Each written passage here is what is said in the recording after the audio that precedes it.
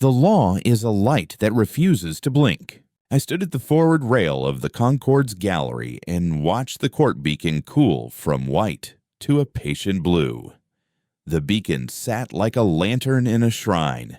8 meters of transparent sapphire, ceramic studded with witness diodes that would only turn green in full quorum. My breath fogged the inner glass. The air recyclers were running cool to keep those diodes honest. I am Mara Ilian, commander by commission and diplomat by temperament, tasked with steering a fleet into a hearing before aliens who believed gratitude was a tax with no limit. The place was the perihelion anchorage, a metal blossom around a red dwarf in the cradle net. And the stakes were simple. Either we paid the gratitude tithe forever, or we taught the galaxy how to bill in a mirror. Quorum count at 60%, said Cantor, the Concorde's fleet mind. Voice like a haloed choir trimmed to a single human register. We can convene a public inquiry if the primacy's viceroy sits.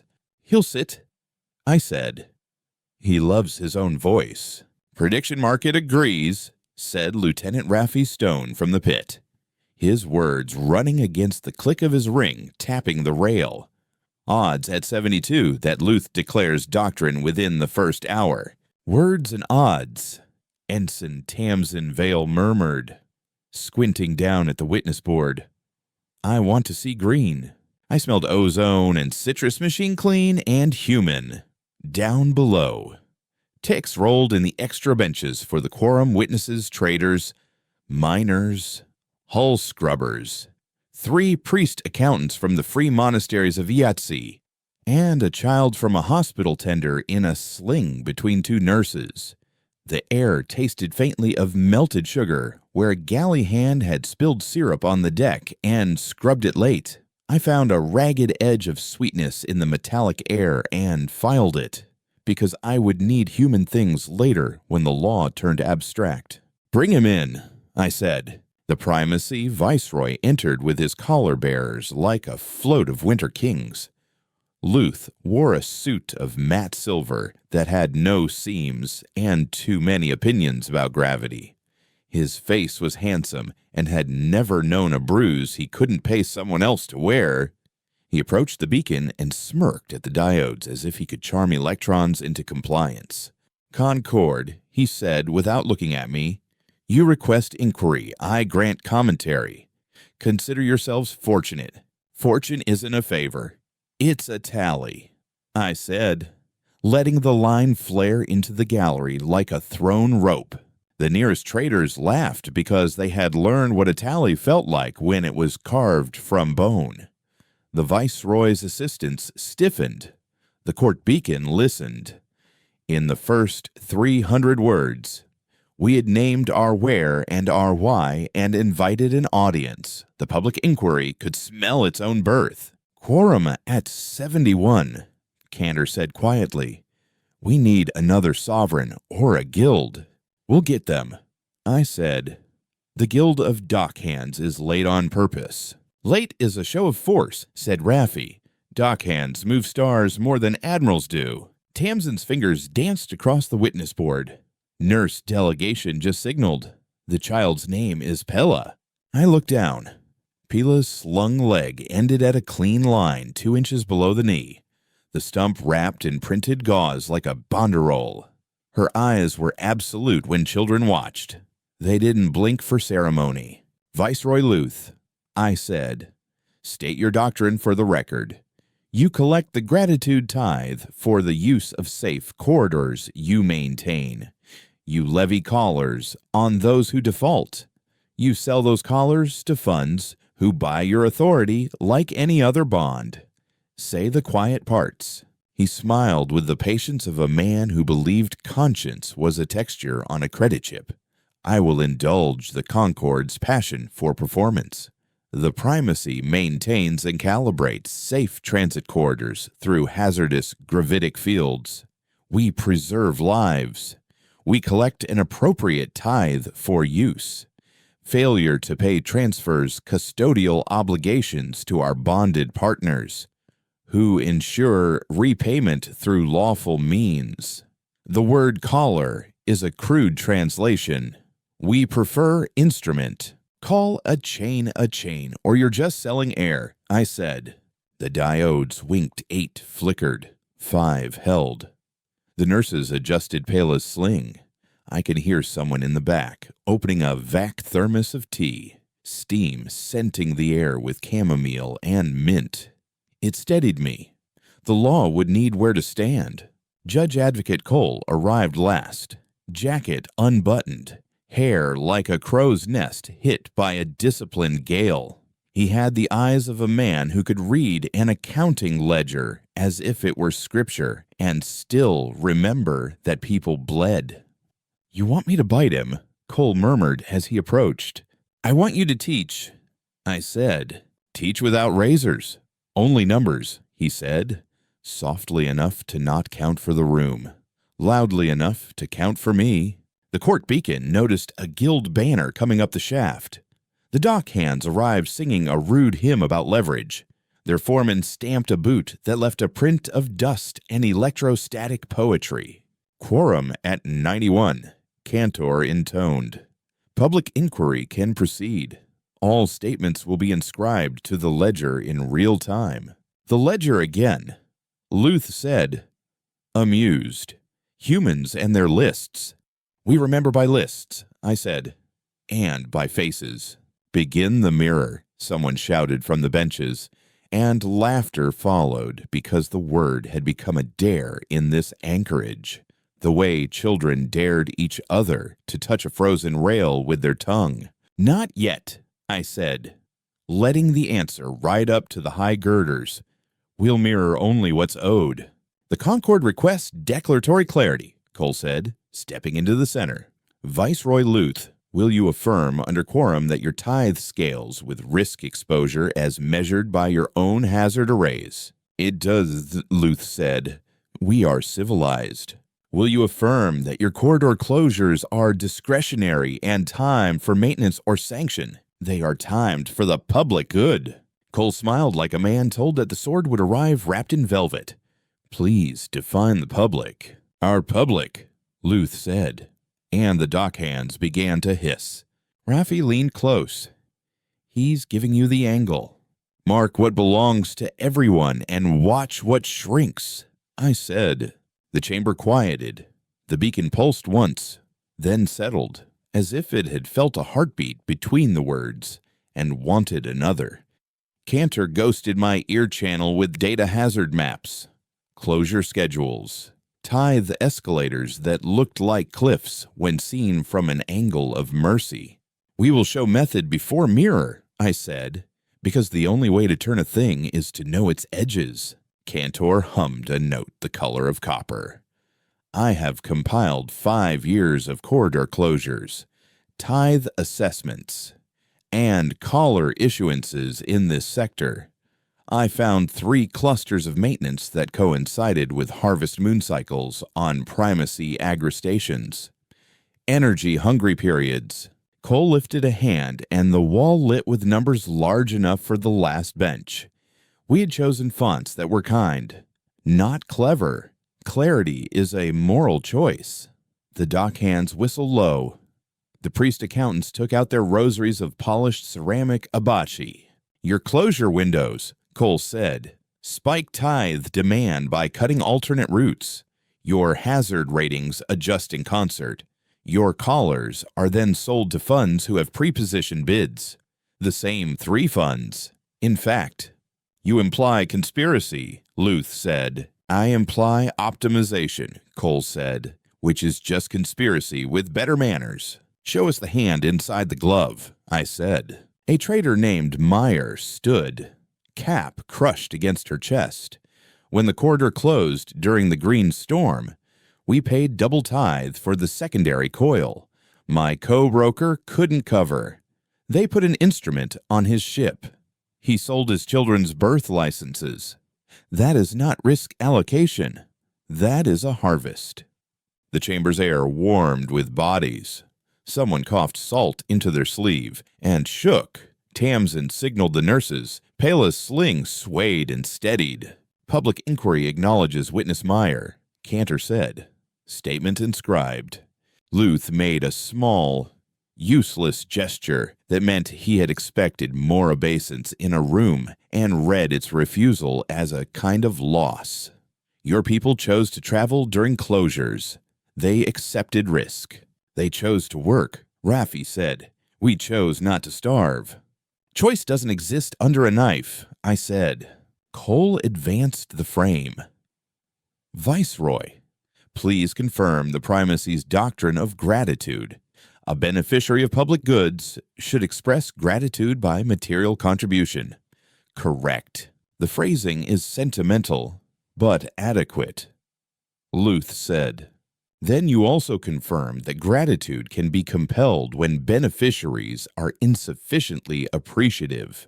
We persuade, Luth said, and if persuasion fails, we bind civic obligations. With lovely words for an old iron, I said. Contour lowered their voice. Mara. The fund's purchase logs indicate a flaw. The collars are tagged as derivatives of state obligations. But the corridor hazard arrays those arrays run on public donations. The arrays, I said. Makers' guilds and monasteries. Cantor continued. The monastery of Ayasi gave wave sensors as a penance for a navigational error that cost 3 lives. The primacy accepted those arrays as gifts. Cold air threaded the gallery. I tasted the clean bite of mint again. A green thread in steel. Viceroy Luth, I said, we will require you to confirm. Are the hazard arrays publicly donated? Some are, he said carefully. Then the corridors are a public good partially funded by public charity. We maintain. Cole's eyes glinted. You maintain. They gave.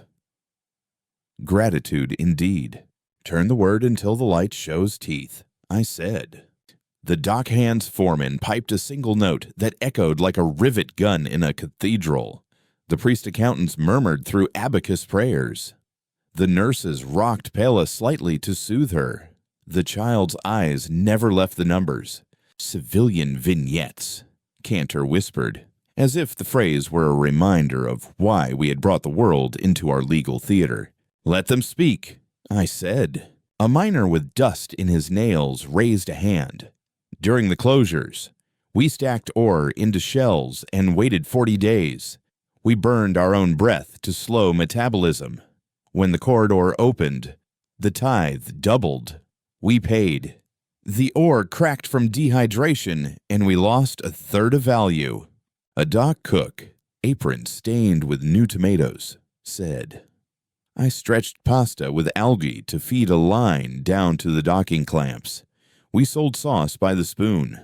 The nights were long. A hull scrubber. My suit's heater died while we chased icing on the mooring pylons. I came in with frost inside my lungs.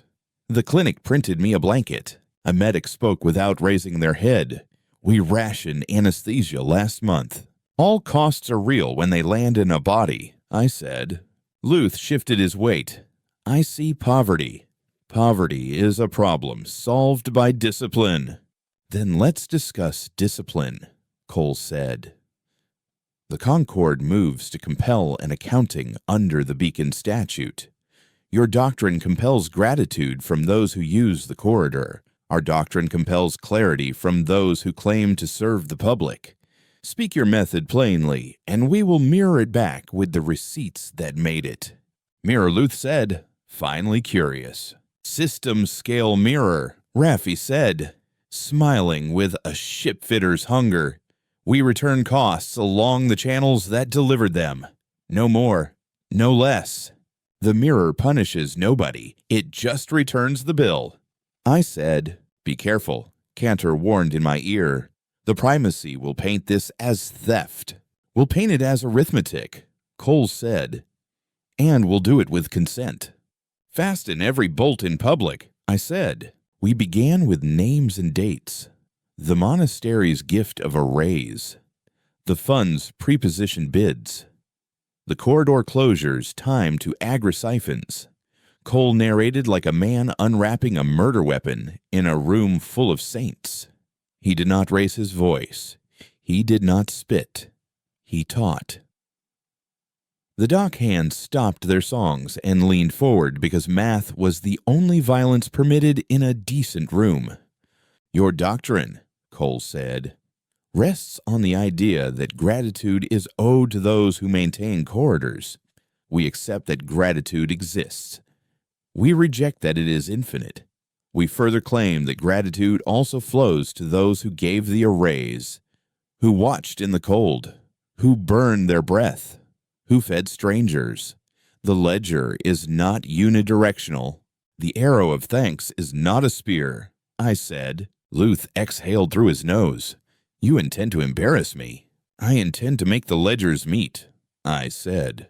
Cantor projected the Concorde's own inventories of rescued ships, corridors we had maintained at our cost, and schools paid by docking levies. We showed a hospital tender's death ledger after a corridor closure forced a detour. The line of names flared crimson, then leveled into stillness.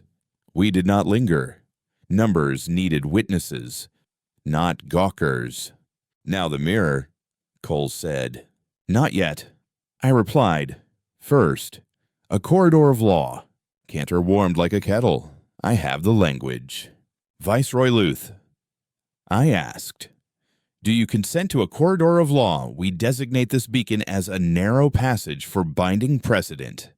Any doctrine driven through this passage will bind both parties in this sector. He understood instantly. His eyes flicked to the diodes, to the dockhand's banner, to Palus' stump.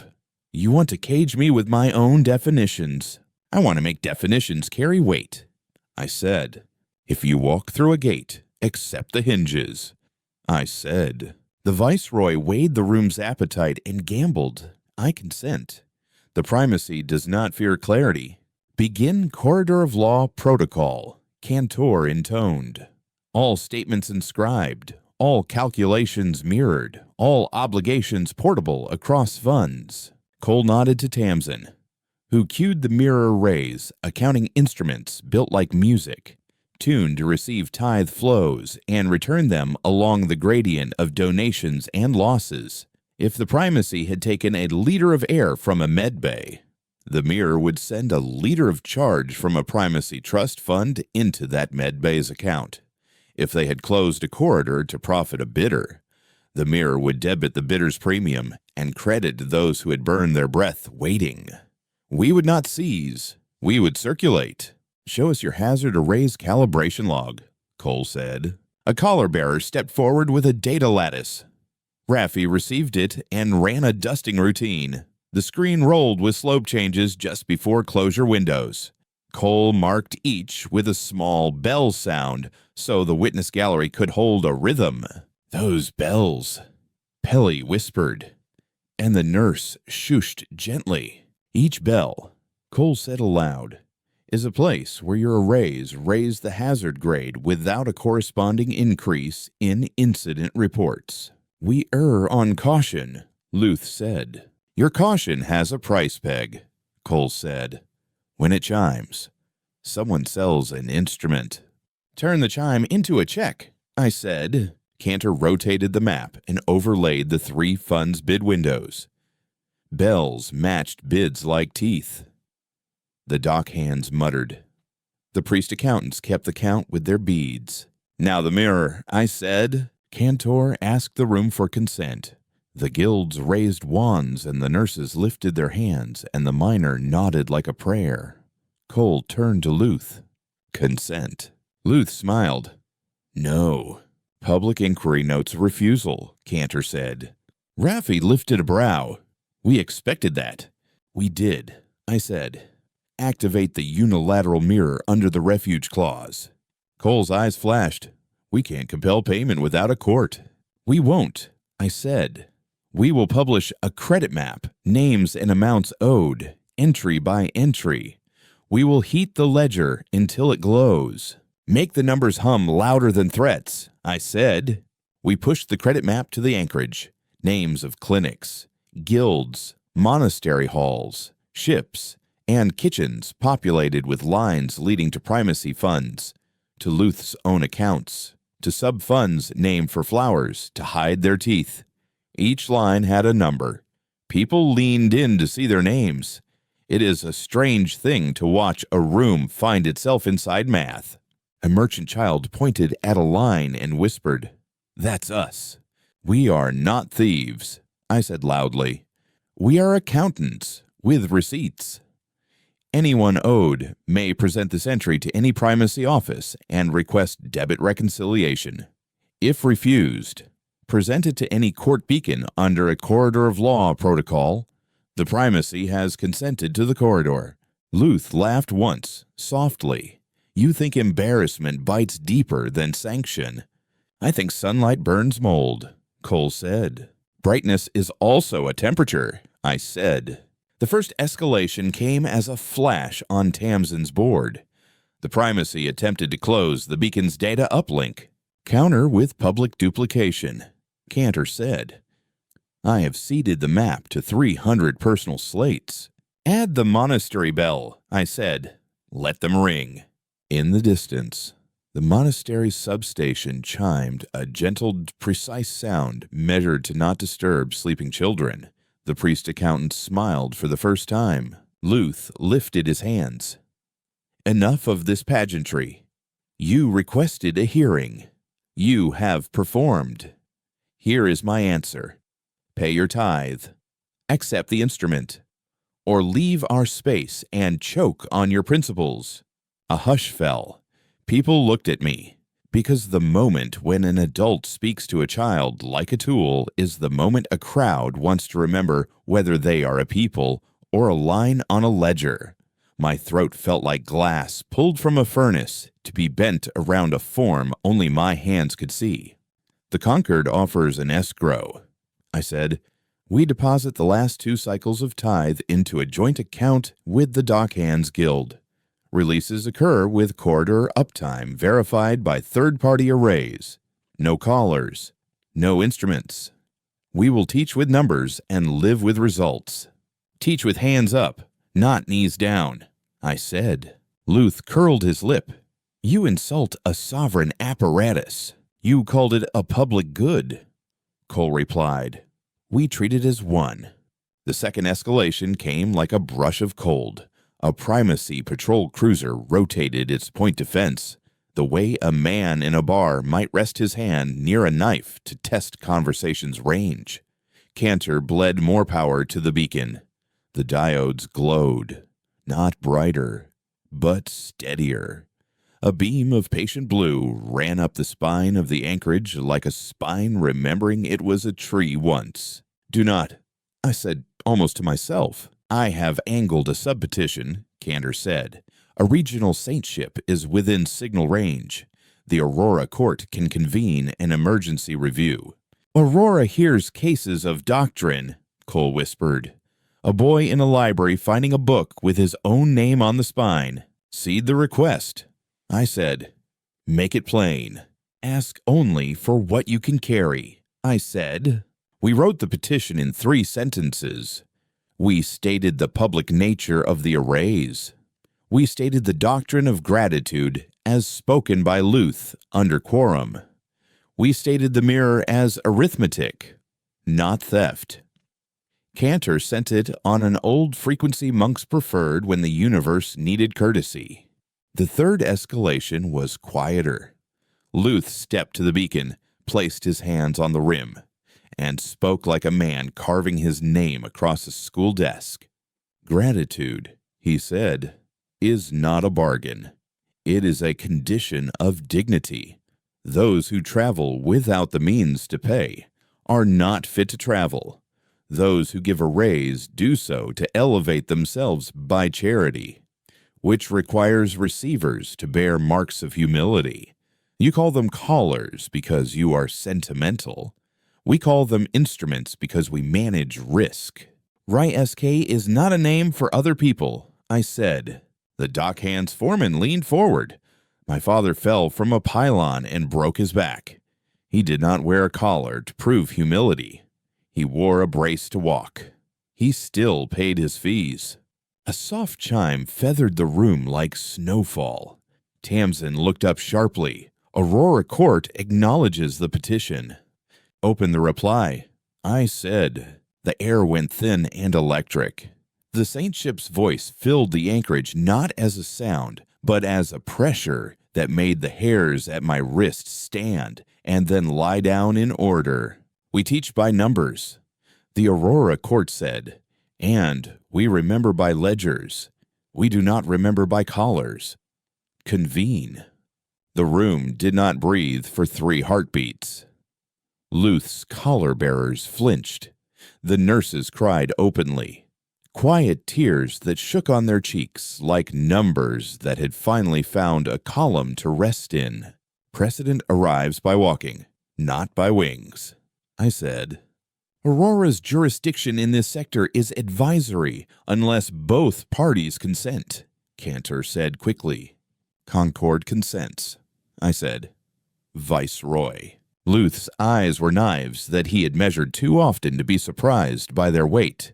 The primacy consents to advisory review, he said, his voice a velvet blade.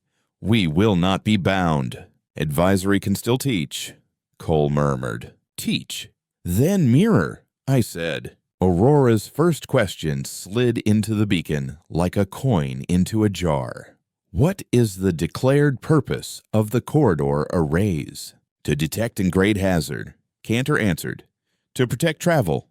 Who provided the majority of arrays in this sector? Monasteries, guilds, public donors, Cantor said. Then gratitude is owed at least as much to those donors as to the maintainers, Aurora said. We find that doctrine requires reciprocal accounts. Hear the word reciprocal like a gate swing, I said. Luth's smile had fixed edges now. Aurora speaks poetry. The primacy administers. We accept reciprocal accounts within our instruments. Cole stepped forward. And I heard shoes on resin floor and felt for the first time that my heartbeat had settled since the beacon went blue. Your instruments place marks upon bodies, he said. Your reciprocal accounts place marks upon screens. The asymmetry is a choice. Do you propose we tattoo numbers upon your wrists? Luth asked, contempt sweet as evaporated milk. Numbers belong to banks, Cole said. Bodies belong to people. Count us as people before you count our coins, I said. Aurora hummed again. Layers of voices braided like rivers. We recommend an interim measure. Escrows not to primacy offices, but to a public fund administered by joint committees of guilds and monasteries, with automatic mirror payments to any entity who presents a ledger entry inscribed under a beacon. Instruments prohibited pending review. Prohibition is advisory, Luth said quickly. Advisory in law, Aurora replied. Binding in memory. The priest accountants bowed their heads. The dock hands pounded the floor with their boots in a rhythm that vibrated up my legs and into the empty corners of my chest where fear had been squatting. Public memory is a court with long teeth, I said. We built the fund in an hour using templates from a plague relief campaign that had learned to move faster than sorrow. Raffi drafted the smart debits with hands like birds, teaching themselves a new sky. Tamsin called for witnesses to sign each clause. The nurses pressed Pela's hand to the panel, and the system recorded her as a witness with the legal weight of a voice. Her eyes lit at seeing her name spelled in blue. My throat tightened. Luth tried to stall with rhetoric. He invoked history. He invoked tradition. He invoked the sovereign right to define gratitude as he pleased. We left his words in the room and kept naming costs. 2 power lines tripped on the monastery's east wing during the last maintenance closure, a monk reported. We lost cryo stores for a minute. 3 tissue samples degraded. Those samples were for a vaccine shelf. An escort tug burned out a coil. A tug captain said, "We repaired it with a prayer and a beer can." A father said, "My daughter asks why her mother sleeps so much. I tell her we only bought half the medicine." "Pain is often paid in quiet," I said. Aurora's final advisory for the day arrived as a note that tasted like rain. "We will continue review after we eat and sleep. Numbers traveled without bread are cruel." The room loosened. The court beacon cooled another degree toward evening. We had not won. We had moved the room into a stance where winning looked like work instead of miracle. Raffi approached with a face like a wrench. "Two costs," he said. "First, the primacy is denying Concord access to their predictive hazard feed. We'll fly corridors with one eye. Second, the monastery's head printer failed during the beacon surge. We owe them a new heart. Log the debt," I said. "Pay it before we sleep." "Pain that is acknowledged is pain that can heal," I said. Cantor whispered across my bones. "The funds have frozen 3 accounts that would have paid mirror entries. They are testing for weakness." "We'll publish the freeze," I said. "Let shame go to work where law is slow." Cole rubbed his eyes. "They will spin this as an attack on order." "Then our order must be visible," I said, "and kind." "Build a door anyone can walk through," I said. I turned to the gallery. "We will reconvene at first shift. Bring your receipts. Bring your stories. Bring your children if you must. Those who cannot risk the walk, send names to the dockhands. We will carry them." A last sound threaded the room. It wasn't a cheer or a curse. It was the small sound of a child breathing deeper because she had finally seen her name written in a place that could not be scrubbed with solvent or threats. As we broke, I moved to the nurses and knelt to Pila's height. Her stump was warm under the gauze. She had a sticker on her sling that declared, in letters too bright for the world we had built under this star, that she liked jellyfish. "Do you understand all this?" I asked softly. She shook her head. "I like the bells." "Me too." I said. "Do the bells mean we won?" she asked. "Not yet." I said. "They mean we counted." "Counting is a kind of holding," I said. Later, alone in the gallery with the beacon murmuring low, I pressed my palm to the glass and felt the warmth press back. I had not realized how much I needed something to push against that wasn't a person. The air smelled of mint and steel and faint syrup. I thought of Luth's hands on the rim and mine following. And the difference was only the direction of the heat. "Cantor," I said, "what do you think of us?" "You mean humans?" the fleet mind asked. "I mean this insistence on doing math where other species do knives." "You do knives too," Cantor said gently. "Not tonight," I said. "Tonight you used bells," Cantor said. "And a mirror you've barely learned to hold." "We don't need to be perfect to be honest," I said.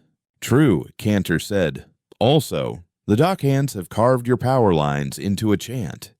It is coarse and affectionate. Would you like to hear it?" "Tomorrow," I said. "Tonight I want quiet." I stood with the beacon until its blue deepened to a shade that made me think of a lake I had swum in as a child. A lake that had leeches in the mud and dragonflies in the reeds and a rule about not swimming after dark because the law of the lake was as old as my bones and indifferent to my bright degree. I thought about doctrine and children and men who hid cruelty inside instruments because cruelty sounded crass and instruments sounded pretty. Teach. I told the empty room, and the room said nothing back. Which was the kindest answer? The morning began with a sound like glass singing. The dockhands had strung conductive wire between pylons and were bowing it with resin rods to test tension. The note walked along the anchorage until it found the beacon and kissed it like a friend at a train. I breathed in the smell of hot coffee and rust and printer glue and let it fill me. Messages overnight, Tamsin said, handing me a slate. A dozen captains want to pay into the fund instead of primacy offices. 2 primacy clerks resigned and sent us their internal policy manuals. The monastery printed a patch for Pela's sling with a new bell on it. Someone always breaks the dam first, I said. Breaks are also doors, I said. Cole arrived chewing on a protein bar he hadn't earned but badly needed. The funds filed a protest. They claim the mirror map is defamatory. We claim it is annotated truth, I said. Invite them to send corrections with receipts. Raffi frowned at his board. Primacy cruisers are repositioning, not weapons hot, just leaning. Let them lean, I said. We'll lean with facts. The heaviest thing in the room should be the ledger, I said. Luth entered again. Less smooth because exhaustion had finally noticed him. He approached the beacon with new caution respect with a helmet on. Have you come to concede? He asked. I've come to continue, I said. Today, he said, I will not indulge theatrics. I will offer a proposal. We reduce tithe by 12%. We suspend instruments for guild members. We resume full hazard feed to the conquered. In exchange, you withdraw your mirror map and disband your public fund. That is a great deal, Cole said softly. For people who are already inside, I said. I looked at the nurses. I looked at the miner. I looked at the dock cook. I looked at the monastery's accountant, whose beads clicked softly like rain against a tin roof. I looked at Pela, who played with her sticker bell and pretended it made the same sound as the real one. 12% is not justice. I said. It is a haircut. Your rhetoric fatigues, Luth said. So does hunger, I replied. Put the numbers on the table and cut where it bleeds, I said. We invoked Aurora again. The Saint Ship asked 3 more questions, each one stripping a layer from the primacy's polite mask. Who benefits from stoppages? Who chooses the calendar? Who prints the instruments? The answers. Under quorum and under the stubborn stare of a child who wasn't supposed to witness the inside of policy, built a room where you could see the corners. Interim directive, Aurora said. Escrow stands. Instruments stand suspended in this anchorage pending final review. Corridor closures for maintenance must post schedules 14 days in advance. With third-party verification. Advisory, Luth repeated. Memory. Aurora said. We will make memory hurt like luh, I said. A messenger ran in with news that tasted like cold iron. A tug hit ice and lost attitude control in the maintenance sector. Corridor closure prevented access. They're spinning. Raffi swore and moved before his feet could think. Point a rope. Take the kestrel, I said. Burn hot and bill the burn to the fund. Luth reached reflexively for authority.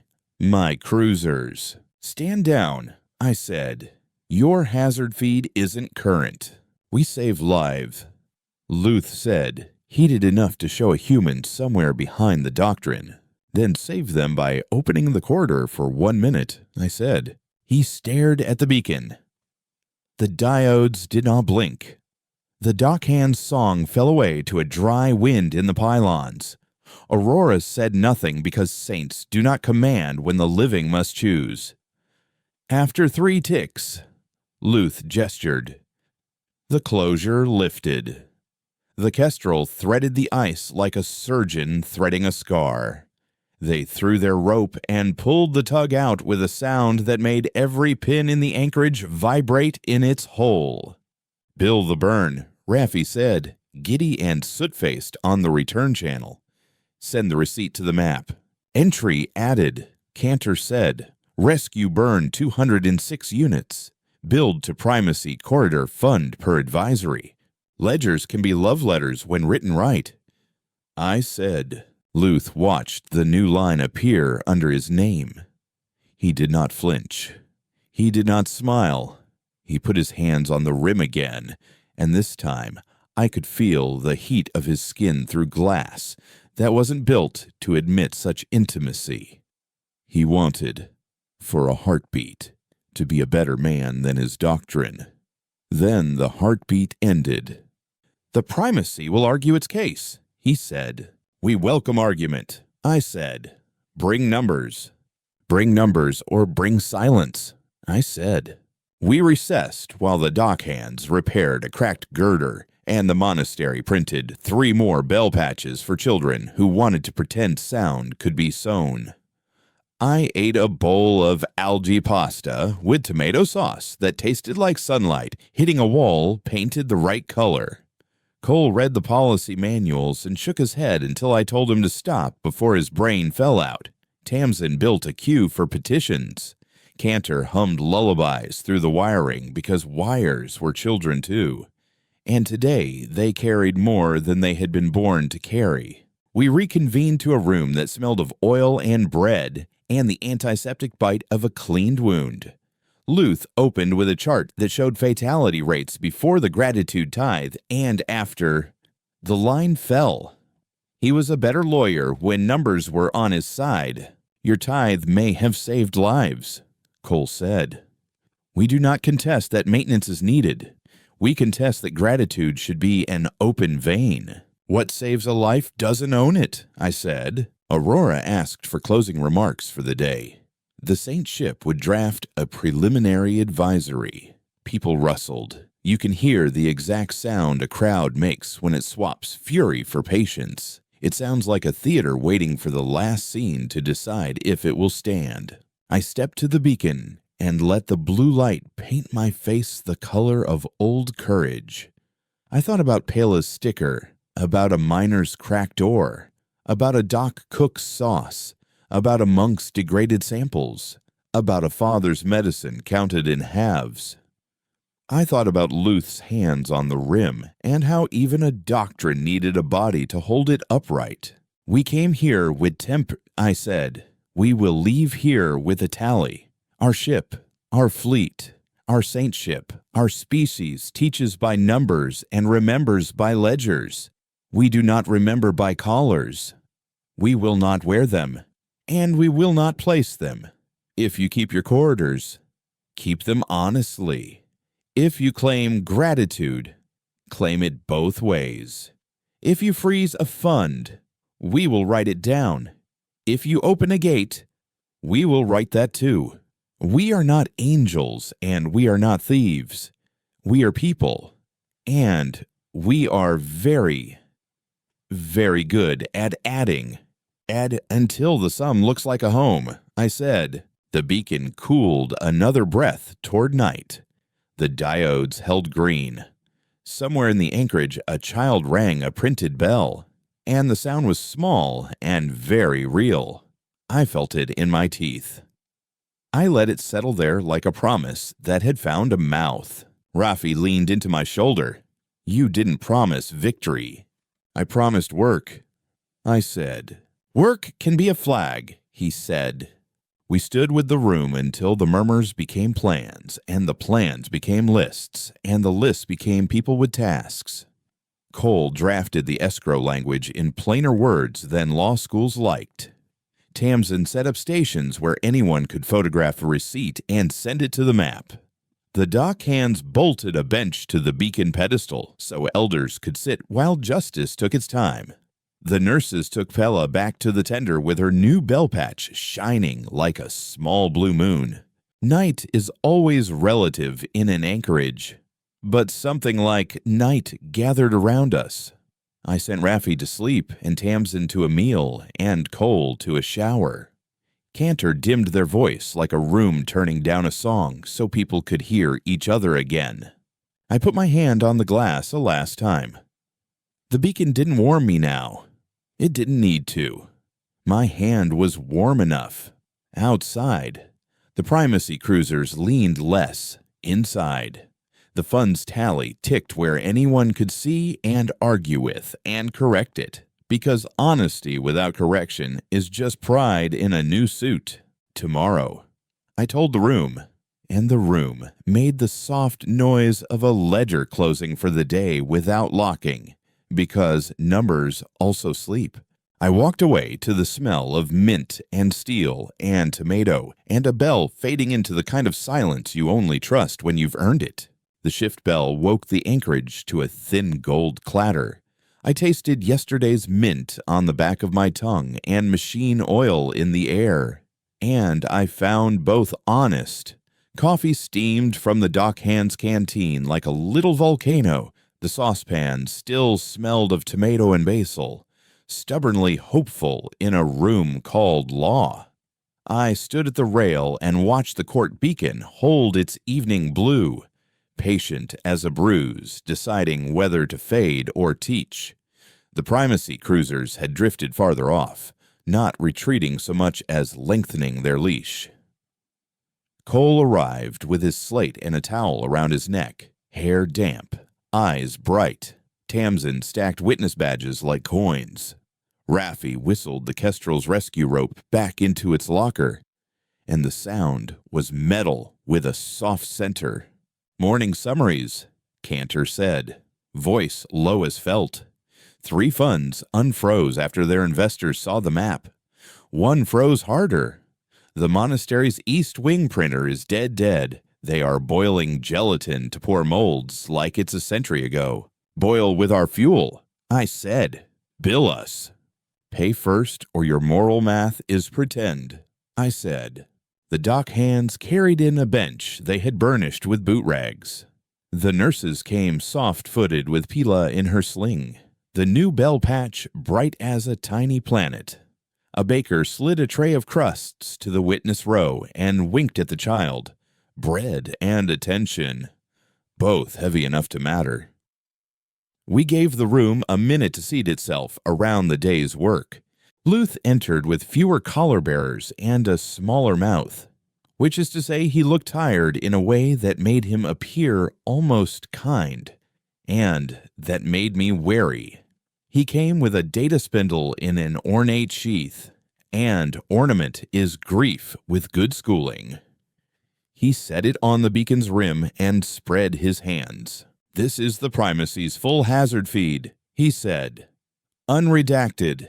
In exchange, you withdraw the mirror map until Aurora issues final advisory." Cole smiled in the way a man smiles when a cliff offers him a rope tied to a lower cliff.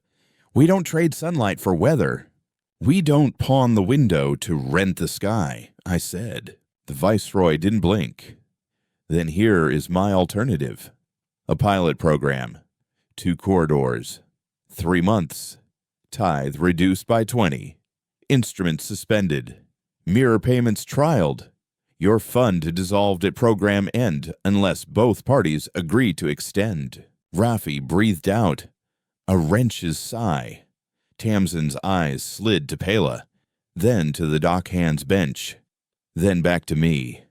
Cole lifted a hand as if weighing the proposal on an invisible scale only he could see. "We'll take the pilot," he said, "and keep the fund. The map stays. The map is not a weapon. It is grammar. Grammar is how a city decides which doors open," I said. Aurora's voice touched the glass like rain on iron. "Advisory proceed with pilot under public custody. Mirror payments shall be automatic and auditable. Instruments shall remain suspended in the anchorage's legal radius pending conclusion." "Advisory," Luth said again. "Memory," Aurora replied again. "We began with people before numbers because numbers earned their teeth from mouths." A tug deckhand with a sleeve of grease said they had slept between coils for warmth during closures. A teacher said her students counted the bells to learn subtraction and called the double chimes taxes. A brewer said he had watered beer beyond dignity and still smiled at customers because dignity does not feed a child. The air tasted of yeast and solder and morning. "We lay the table before we serve the bill," I said. Cole drafted the pilot terms on the beacon screen in block letters the dockhands could read from the back. Raffi. Ink on his knuckles. Verified corridor coordinates. Tamsin took each clause and put a witness badge on it, the way you sew a button, where a shirt keeps betraying you. The nurses signed the health carve-outs clause with a stamp that smelled like acetone and lavender. The monastery sent a novice in a robe that looked like a paper bag and a face that looked like he trusted us because nobody had taught him not to yet. The first test came at midday when the hazard arrays pinged a drift of charged ice. The feed went green on our panel. Luth's cruiser claimed the credit, and I let the little pride in his voice stand because pride can be a polite thing if you invite it to sit. We opened the corridor according to schedule. Half the anchorage exhaled. The tithe ticked at the reduced rate. Credits moved not to primacy offices, but to the public fund. Mirror payments spooled to a clinic that had burned oxygen scrubbers in the last closure. A light on the clinic's panel turned from a sullen orange to a forgiving blue. The head nurse touched it with 2 fingers and did not cry where anyone could see. Ledger entries hum when they land in warm hands. I said, by second bell. The frozen fund unfroze and then sued us in a primacy commercial court we had no duty to adore. They claimed the mirror map had harmed investor confidence. They included a photograph of our beacon for pathos. Cole wrote a reply so plain even the hungry could eat it while walking. We speak only in receipts. If your confidence bleeds under receipts, you have diagnosed your doctrine. Make it public. I said. Public, Tamsin echoed, thumb on the send key the way a musician rests a hand on a string before plucking. Luth watched and said nothing. He had begun to measure the room differently. He had seen a child's badge sign a clause and a monk clap gently at the mirror's first hum and a dockhand whisper a song about leverage that wasn't rude anymore, just steady. He had an instinct for weather, after all. He stepped closer to the rim as if proximity could warm him to another kind of arithmetic. Commander Ilian, he said, if Aurora had not answered, would you still have done this? Would you still have attempted to shape doctrine with a mirror and a quorum? Yes, I said, because we do not ask a saint to bless basic decency. Decency is a practice, not a pass, I said. He nodded once, an admission of a kind. Then answer me this. What is the human line? Where do you stop the mirrors? Where it returns more pain than cost, I said. We account to heal. We don't harvest. Words you will be tempted to bend, Luth said softly. I brought a room to keep them straight, I said. Bring a room or you'll bend yourself, I said. Aurora interjected with a query about data retention. Cantor replied with our policy, every entry linked to a physical receipt. Every receipt linked to a person who could look you in the eye and say their name without being corrected by a spreadsheet. The saintship approved. A miner coughed into his sleeve and looked at the beam like a man who had decided to trust something complicated and hated himself for the hope but kept it anyway. At third bell, a primacy clerk broke ranks and walked into the center with a little box held like a baby. Inside, a collar. She set it on the rim like a blasphemy on an altar and whispered, "These instruments can choke if a person swallows wrong." Name Cole asked gently. "Elia," she said. "I'm tired of teaching a lie." "Truth is heavier at first and lighter after," I said. We inscribed the collar into the map as an exhibit. We did not film Ilya's face.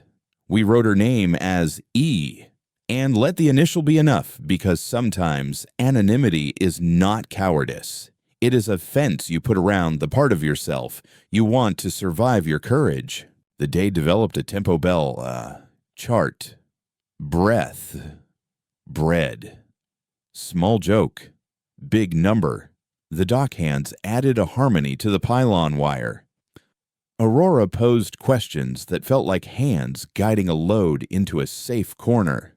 Luth offered and withheld in a pattern that betrayed a mind used to leverage in meeting a room that had found a different fulcrum. The second test of the pilot struck like a hammer hitting bone. A caravan of med barges signaled a need for emergency passage and outbreak on the outer farms. Infants febrile. A shortage of the very vaccine the monastery's degraded samples might have prevented. The hazard feed showed acceptable risk. The primacy's closure schedule had a maintenance window aligned with a fund's bid pattern. Pale ghost of yesterday's bells. I looked at Luth. He looked at the beacon. He could keep the closure and call it tradition. He could open and call it mercy. Either way would make a paragraph on someone's slate tonight. Open for 20 minutes, he said. Open for 40, Cole suggested. Luth's jaw worked like a man chewing a memory. 30. 25 will cost children, I said. 35, he said, and looked startled to have moved. We opened for 40. The med barges slid through with flares like a procession of quiet comets. The dockhand song changed key on its own. The mirror spun a ribbon of payments that lit clinics across the farms. I watched a line of ledger entries populate faster than we could read oxygen tanks, febrifuge cartridges, a heater for a maternity room, a water filter for a kitchen with 6 children, and a window that never quite closed at the corner. If a number makes a room warmer, keep it, I said. By evening, the frozen fund folded.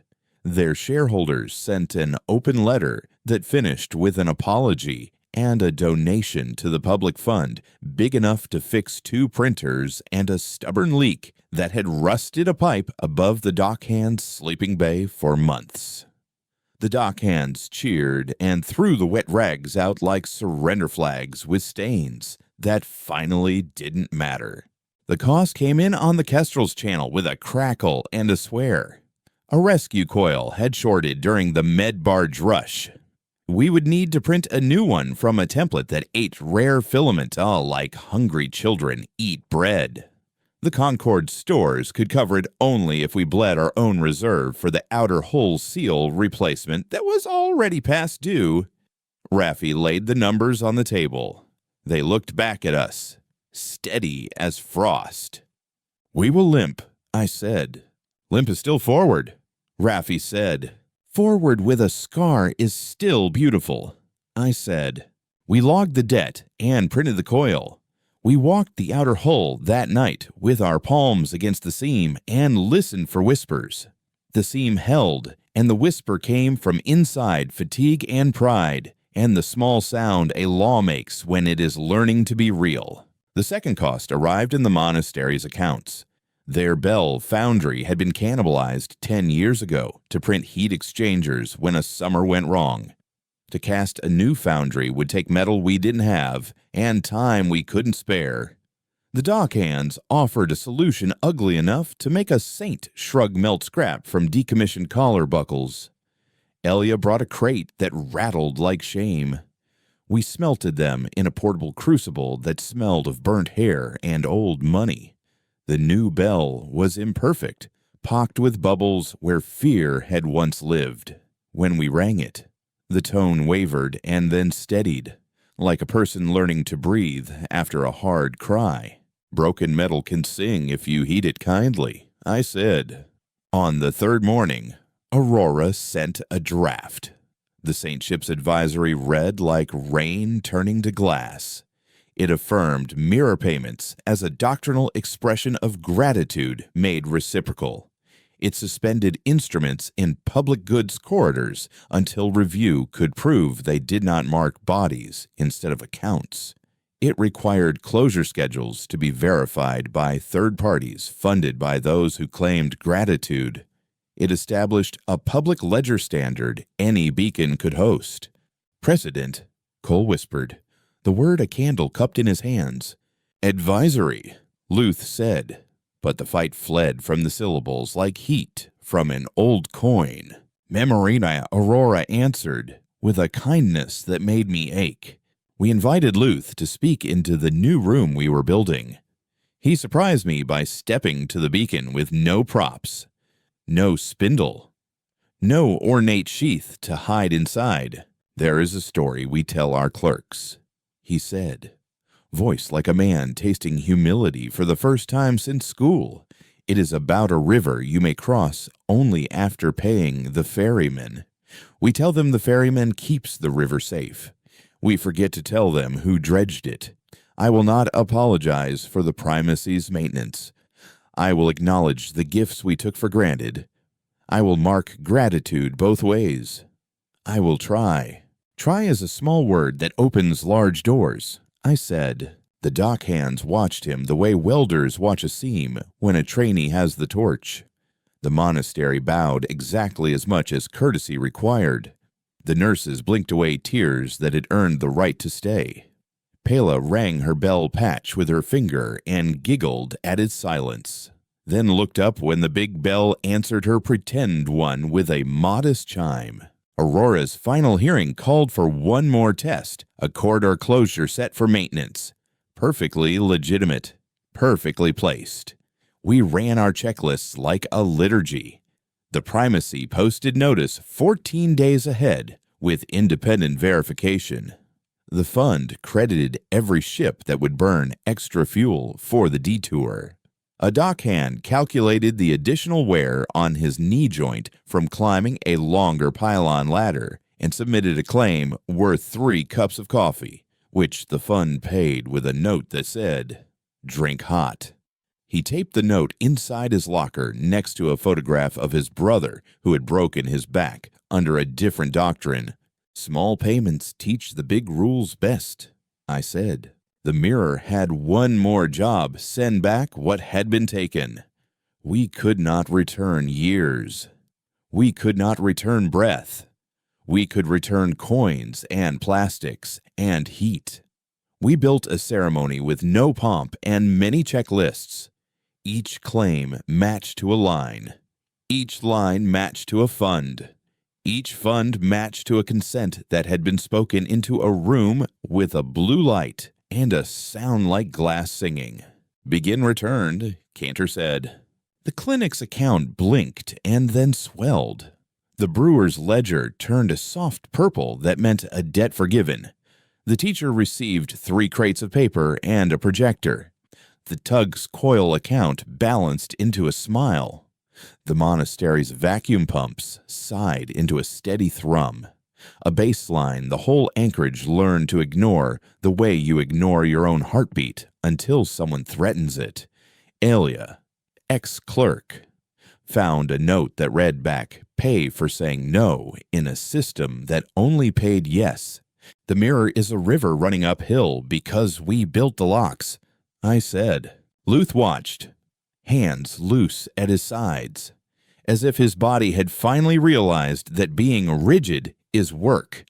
He flinched only once, when a line labeled Primacy Viceroy's discretionary hospitality account sent a small stream into a hospital tender's medicine shelf. He accepted the flinch like a professional. I respected him a little for that. Aurora asked for closing statements. Cole spoke of grammar and doors. The dockhand's foreman spoke of leverage and knees. The monastery intoned numbers like prayers. And for once, the prayers didn't ask for miracles. They asked for reconciliations and received them like bread. I looked at Pela, then at the beacon, then at the room we had taught itself to become a court without needing to be cruel. I am not interested in victory. I said, I am interested in precedent. The public ledger is now a place you can stand. The mirror is now a tool any honest hand can hold. The collar is not our instrument. Our fleet, our saintship, our city under this red star, this is what we say we teach by numbers, and we remember by ledgers. We will not remember by collars. We will fail some days. We will pay for those failures with receipts and apologies and repairs. We will count until counting looks like care. We will return what we can. We will ask nothing we cannot carry. Precedent is just a path we've walked enough to name, I said. Aurora's last advisory arrived with the sound of a page turning in a dry room. We inscribed the following to the sector's public ledger instruments, marking bodies are suspended in corridors maintained by public arrays. Gratitude is reciprocal, and accounts are mirrorable. Closure schedules require third-party verification. A public fund may act as escrow under any beacon that hosts a quorum. This advisory is durable until challenged at a saintship under corridor of law. Cole exhaled. The dock hands stamped their boots. The nurses hugged in the way people hug when they have counted and found the sum tolerable. Luth inclined his head and kept his dignity like a man sitting at a table where he finally knows the rules and their cost. We turned to the costs we had promised to carry. The Concord printed a new heart for the monastery and delivered it through a corridor lined with children ringing paper bells cut from old manifests. We found filament by stripping out 3 interior panels whose absence made the mess hall colder in the night for a month. We logged the cold, paid for blankets, and kept the receipt where anyone could spit at it if they needed to. The Kestrel limped with a patched coil and a crew who sang about limping like it was a choice. I burned the last of my temper in a fight with a mirror that showed me I was more tired than I wanted to admit, and finally laughed because mirrors are good teachers when you stop trying to win at them.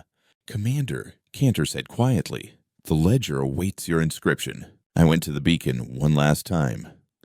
The blue had deepened into a near black that held stars like whispers caught in a jar.